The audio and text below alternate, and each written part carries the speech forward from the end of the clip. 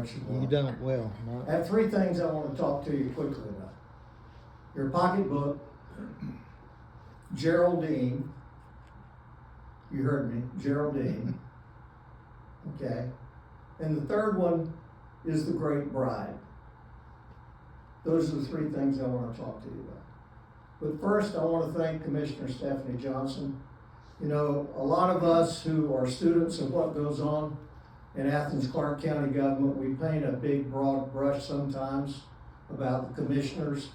But I want you to know Commissioner Johnson is one that sees through all the smoke and mirrors. Yep.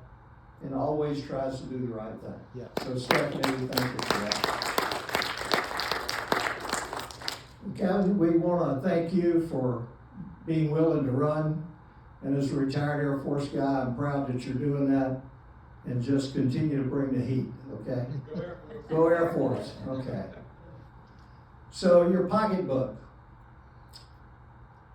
In July of this year, the commission will vote to approve the FY27 budget. Now, you may think that's a long way off, but they're already starting to work on it. And it's based on hitting your pocketbook. Athens-Clarke County wants to raise the sales tax from 8% to 9%,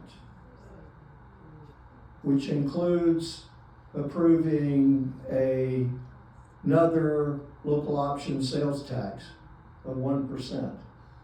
There are only a handful of counties, I think less than 13 jurisdictions in Georgia that have a 9% sales tax.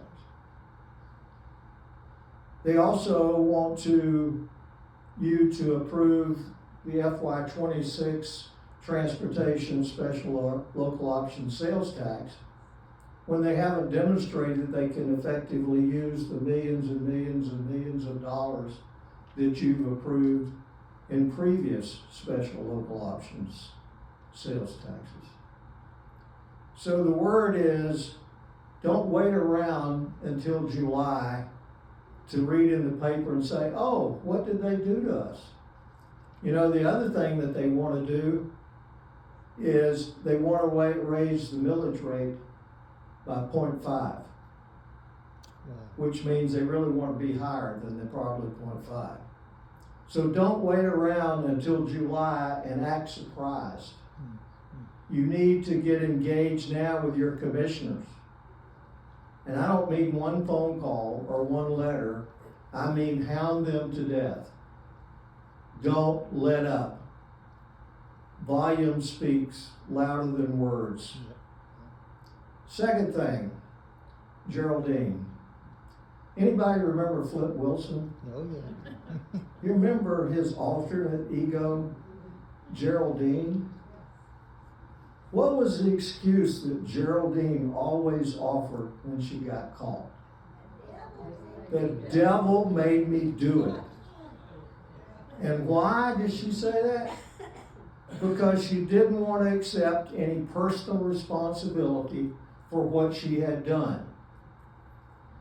Well, I'm here to tell you that the modern version of Geraldine in the People's Republic of Athens is Kelly Gertz. And let me give you an example. In Flagpole newspaper here recently, he was talking about the mall. And the Flagpole writer said that the mall was dead. And then Gertz went on to say this and that, and you know, COVID came along, prices went up, you know, projects are hard to do, and I guess we're going to have to start from scratch. Well, it was a Geraldine excuse, because Gertz knew in 2023 that the developer did not have financing to execute the project. He knew then because all the independent analysis that he was given told him that.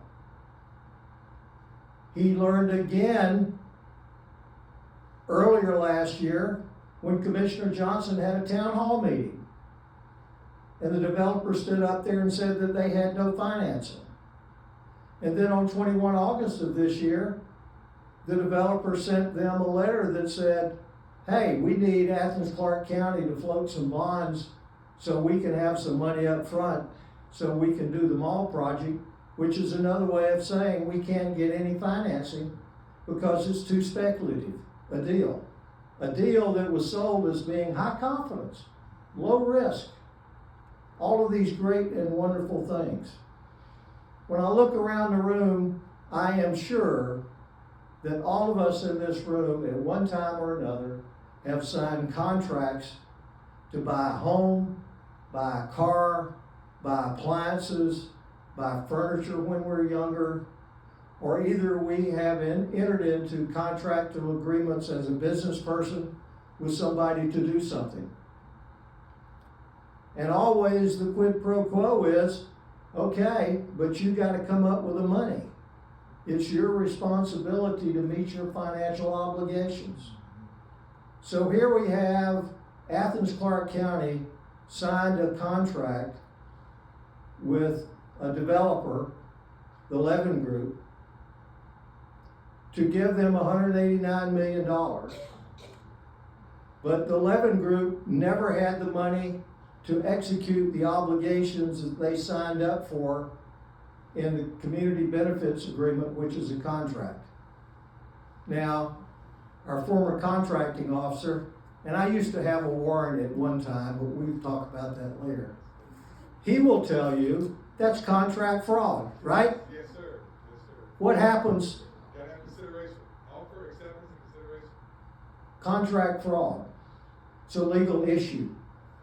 You can be sued, you can go to jail for contract fraud. So has Athens-Clarke County done anything to terminate this contract with the Levin Group? No. Has Athens-Clarke County done anything to recoup our taxpayer dollars that have already been spent in this scheme in terms of all the planning, staff work, independent auditors, analysis, and everything else? No, not one thing. All Gertz can do is say, I'm like Geraldine. The devil made me do it. So here we are at this point in time, and Gertz and people in City Hall are now working with the developer in secret again to figure out how to create an overlay district for the mall area and then spring it on the commission, although some of the commissioners, I'm told, are involved in this, but spring it on the public the same way that they did the mall agreement as a way to figure out how to continue to give the developer taxpayer money. So I ask you to remember Geraldine. And next time you talk to your commissioner, ask them, why haven't they terminated this contract? What are they doing about contract fraud?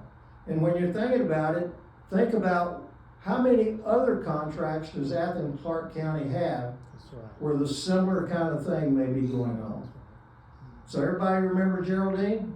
Yep. Remember Geraldine. Okay, what's the next one? The big giveaway. What's the big giveaway? I guess you read about the commissioners by a vote of 6-4, and thank goodness Commissioner Johnson voted no, voted to approve building a 1,400 bed student housing complex on the grounds of where the Foundry is now, where the Graduate Hotel is. 1,400 beds. Let me give you some numbers. Between 2018 and August of last year, 19,464 beds were built in Athens-Clarke County or approved for construction.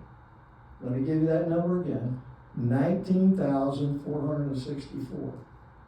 That's not counting the beds that the University of Georgia has built or is committed to building in their plan.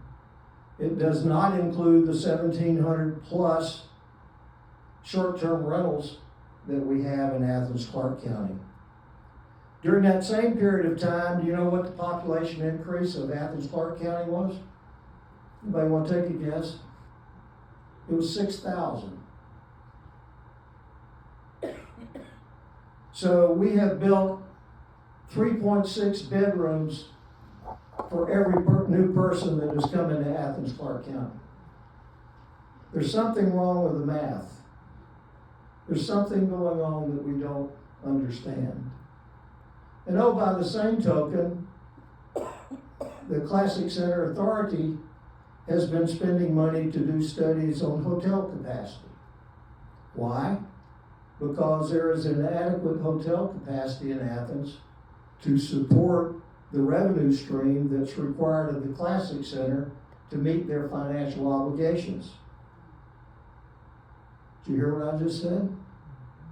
So on the one hand, Athens-Clarke County approves a 1,400 bed student housing complex right in downtown. And out of the other side of the mouth, they're spending money with consultants who tell them that yes, you do. You have a critical shortage of hotel space. So somebody needs to explain to me why Athens-Clarke County approved tearing down a perfectly good hotel to put in 1,400 student bed complex. There's something fundamentally wrong that's going on. At the same time, there are developers who are already talking to people along College Avenue and other places downtown to buy their property to now replicate what Athens-Clarke County just approved. So what some people are concerned about is, well, Lake Park may still stay there, but it will be surrounded by high-rise student apartment complexes.